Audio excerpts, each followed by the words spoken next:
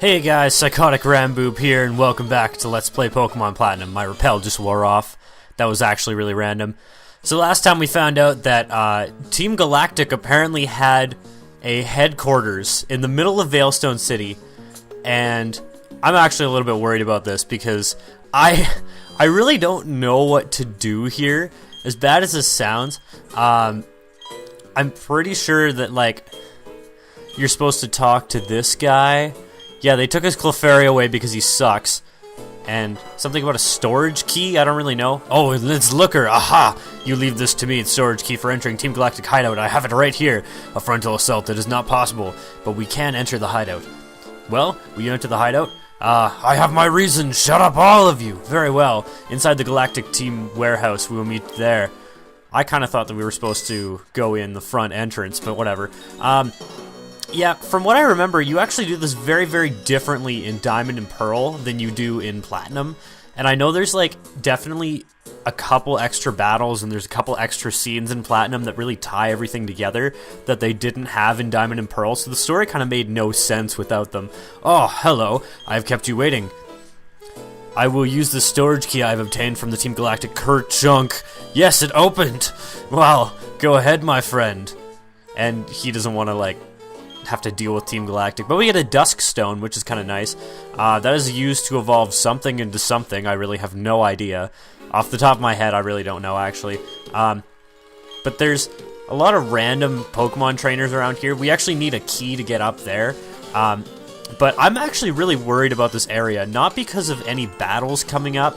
There's one decently tough battle that's not nearly as tough in Diamond and Pearl, but your levels should be definitely a little bit higher in this game versus Diamond and Pearl. But I'm worried about getting lost. And that's probably going to sound like a very ridiculous thing. But, like, this area is very, very non-linear. It is really weird. And I don't want to miss any items. And it's areas like this that make me worry about playing Final Fantasy games. Because in every Final Fantasy game, there's always these dungeons. And there's several ways to go in each dungeon. And if you go the wrong way, then you have to backtrack and go a different way to go the correct way. But if you go the right way the first time, you miss out on a lot of really good crap. Like, not crap, it's obviously really good stuff. But you miss out on it. That's the main point. And I don't want to miss out on anything here because I know there's a lot of good stuff. There's a lot of really good TMs and stuff like that in this area. And, like, I could do a sweep, like, off screen and just make sure that I've got everything. But there's one TM in particular that I'm really looking for that I'm not sure if anybody on my team can honestly learn, but it's a very, very good TM. I'm probably going to be cutting out most of the battles in here too, just because it's Team Galactic. It's the same 5 Pokemon over and over again, just higher level each time, but yeah. And you know what's funny? As much as I complain about the variety of Pokemon that Team Galactic has, they have even worse in Diamond and Pearl, just because they have less Pokemon to pull from in the National Dex. So they don't have, like, Houndowers or probably some other things. I'm not really too sure what else there would be. But a lot of them have Bronzors, which is definitely worse.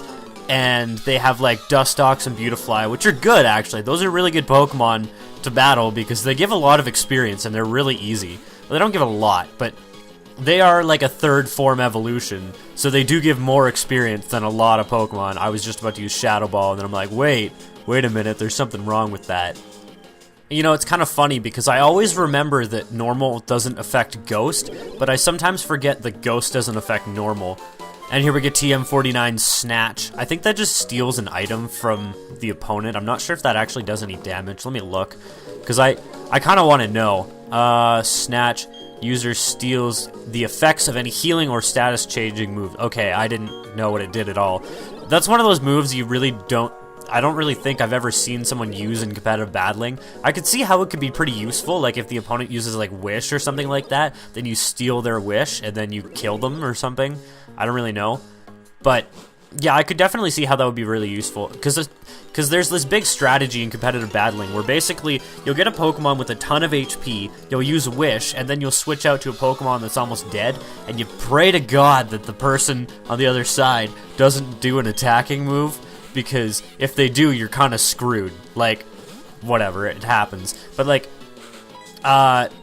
there's a Pokemon, I think it's called like Aloloma or something like that. It's basically like a sunfish Pokemon, and its name is a palindrome. That's all I remember about it. But it has an ass ton of HP, but that's really what it's known for, is just using Wish and then switching out and then getting like somebody else, well, giving somebody else the benefit of the Wish, which is a really, really good strategy. And honestly, if I were to make a competitive team, I would probably do something like that with Zep if I could. I'm not really too sure if I can, though, because I don't know if Zep can learn Wish in any way. It might be able to learn it from a move tutor, but other than that, probably not. It's areas like these that really show off how good of a Pokemon Zep actually is. I mean, there's probably a lot of people who are sort of thinking like, oh, Drifblim, it kind of sucks. But no, it does not at all. It is a very good Pokemon. And the thing about it is that, like, it doesn't need a lot of defense or anything like that because it's got so much HP. It's got, like, the Blissey thing going on where it's got, like, not great defense. I mean, Blissey has really good special defense, but terrible physical defense. But still, you'll see, like, a lot of physical Pokemon going and attacking a Blissey, and then it basically, like, ends up doing nothing. Why did you use an X Defend instead of, like, an X Special Defense? I don't know. And I sort of like Generation 1 where, like, the X items, they would raise your special attack and special defense, which is kind of weird, but it's very, very good. So it kind of broke the game a little bit. So basically, you could set up a sweep by just using a bunch of, like, X specials, and I don't know if they actually wear off or anything like that. But yeah, see, that was a critical hit with, I mean, a move that wasn't not very effective, but it was from a Pokemon that, like, has really high special attack, and it only did like 50 damage, which ends up being like less than a third. So yeah, Zep's getting some good experience in here. 5 HP. That's actually not uncommon. I don't know if I've shown a lot of the level ups that Zep's gotten, but generally the HP gain is somewhere in the neighborhood of 4 to 5. I also need to go back and get some more Moo Milks pretty quick here because I'm almost out. I'm not going to use 2 because why the hell would I? I got this awkward burping thing going on again. I don't know why I always get that. I get that like all the freaking time. And I also have no idea where I'm going. I know there was another route that I could have taken, and if this is the correct way, then I'm going to go back and take that other route. But I don't think this is the correct way. Yes, this was actually the item that I didn't want to miss. This is TM36 Sludge Bomb.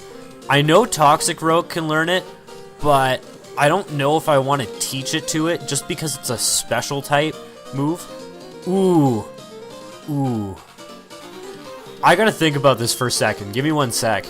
I did some very, like, rudimentary damage calcs in my head and sort of figured out that Poison Jab would do more, and it has twice as much PP. I hate to do this after I gave it to Toxic, which is why I'm not going to. I'm not going to teach anybody Sludge Bomb. But it's a very, very good move. Toxic is better for Gastrodon, though. Trust me. It's definitely a very good move. And this was actually the correct way. So we could use this Galactic Key here and open every door in the place, which is very nice. I don't know if this guy... Okay, to get into Master Cyrus's speech. Oh, where was it now? At the Galactic Veilstone building. That much I'm sure about. Go in the door beside the reception counter, I think it was. What did I do with the key anyway? Where's it gone? Well, I have it, you dumbass. Don't these people know it? Like, the people with no Pokemon, at the very least, you'd think they'd, like, try and sound an alarm and be like, hey, there's somebody invading our building. What the fuck? Because, like, there's just this random kid just, like, wandering around. Like, I don't really think that they would think, like, oh, this 10-year-old kid wanted to join the Mafia? Oh, okay, well, that's fine with me, I guess. I mean, I'm not really a higher up, so I don't really know much about it. But whatever, I guess that's fine. And, yeah... These other trainers are like, you're too young to understand what we're doing, so I'm gonna try and kill you. You know what's really weird, and that I've noticed, sort of, is a lot of the Pokemon that I have that are oriented towards one thing or another, like special attack or attack, I often find that they're very even. Like, look at Zep. I mean, there's a difference of 23. That's not huge.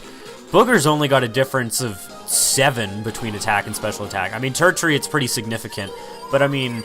Well, Freon, it's pretty significant too. It's like double.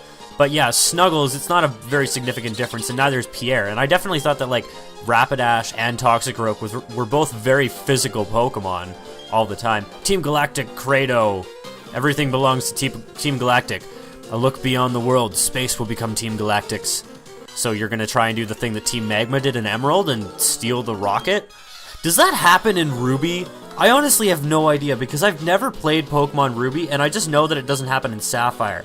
But seeing as though it's Team Magma, like, I wouldn't be surprised if it did. Because, like, Team Aqua doesn't really care about space, but, like, Team Magma might. I also have no idea what their goal was behind that. I think it was, like, to steal the rocket fuel or something like that, but I have no idea if they do invade that building or not, and if so, that basically makes, Pokemon... God damn it, Pokemon Ruby better than Sapphire. Why couldn't I think of the game name? In which case, I'm probably going to be getting Omega Ruby at some point, because, yeah, that would be a better game. I don't know what you guys think about those remakes. I think they're bogus, because the whole point of remaking Gen 1 and 2 was that you could transfer your Pokemon all the way up to the newest generation, because in Gen 2, they didn't have the ability to do that. I mean, you could transfer from Gen 1 to Gen 2, but there's a gap between Gen 2 and Gen 3 where you couldn't do anything. And, like, that was the whole point of remaking Ruby and Sapphire. Well, not Ruby and Sapphire, of remaking Red and Blue and remaking Gold and Silver. And, like, I really respect the fact that they did that, and that's a terrible TM to go out of your way for. Don't bother. If you're playing this game, don't go this way. But, yeah, like, I think it's definitely a blatant cash grab that they're remaking the Gen 3 games. I mean, I'm not surprised that they're doing it, because it's very easy money, and you don't have to think of a plot whatsoever, and you can basically just use the same engine from X and Y, so it's basically just a bunch of palette swaps and, like, adding the text in from the original game, so it's not that bad. But at the same time, it's like, it feels shady to me, that's all. That's all I'm really saying, and I already went this way. So I guess we have to go out and then come back, because the warehouse key, well, the place where we got the Galactic key in the warehouse is where we want to exit from, which is kind of annoying, so I'll just meet you outside. Wait, there's something you can get from rock climb in here? I had no idea, honestly. By the way, definitely worth your time to go and, like, get your entire team if you have an HM bitch like me for this area. I'm not sure if you need an HM bitch to get through the next area, but it would definitely help. Unfortunately, I'm gonna not take one if I can prevent it, because it's just a pain in the ass to have to only have 5 people on your team. Plus, it's a relatively difficult area. What's this? Team Galactic Credo, the exact same thing as before. Okay. I think the green teleport is the one that teleports you out after you beat this area, which, once you beat this area, I think they still stay here, which is like, as I said before, like, this is basically, this building is the essential, like, equivalent of ISIS having a headquarters in the middle of New York City, or like Al-Qaeda, or something like that. And it's just ridiculous that they're allowed to do that.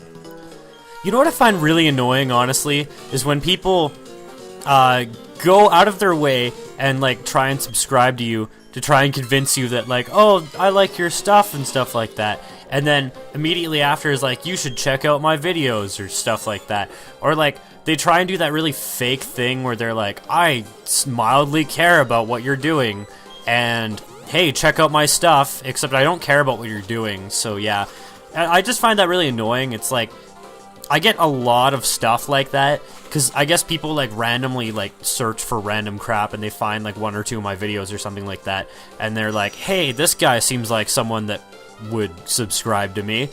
Hey, you should subscribe to me. And it's like, I'm sort of a numbers whore in certain ways. I like to see, like, big numbers and stuff like that, and that's sort of why I play the sorts of games that I do. That's why I play Star Fox 64, is because I like to see, like, the high score numbers that I get on certain stages. That was terrible, by the way, that I lost that Porygon 2, but whatever. But I'm one of those people that, honestly, like, I don't care that much if I have, like, a ton of subscribers or anything like that, or, like, get a ton of views on each video. I honestly care more about, like, whether or not people actually enjoy them, as opposed to whether or not people, like, watch the stuff and, like, hate it, but they'll, like, tolerate it anyways. Like, I feel like there's a lot of people out there that are numbers whores in the sense that, like, I need a lot of views on my video or I'm gonna be really, really sad forever and ever. Oh, this is the big thing, and I'm going to save this for next time, so thank you guys very much for watching, and I'll see you next time. Bye!